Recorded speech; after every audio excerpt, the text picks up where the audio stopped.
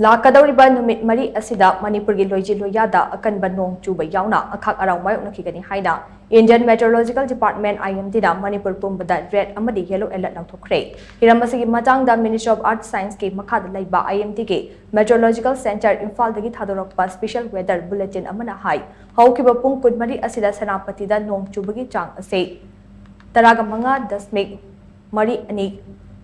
oiki aduga urkhuldana centimeter taret dasmek taruk anigi changda chuki Lakkadouriba pung kunmari asida Manipur ki Chandel Churachandpur Senapati Tamenglong Amadi Urkhul district ta low flash flood ke khudong chadaba phibam sing mayoknarbai yai amarom da ngasigi numit ase IMT na Manipur ki mafam punamakta red alert laothokpaga loinana state asigi loiji-loya da nong chubagi chang ase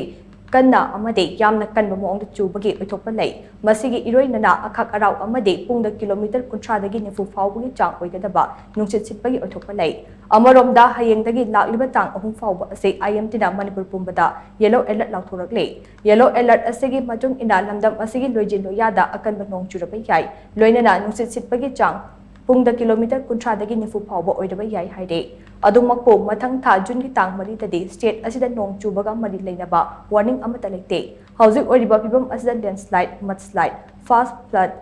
wa tuba amadi power line tatpana chingbagi khudong chadam pibam sing mayoknarpai oithokpa lei maram aduna matam gi oina mari leinaba authorities singna thokpa advisory sing miyam ngakna chatpagi tangai fadaba lei haina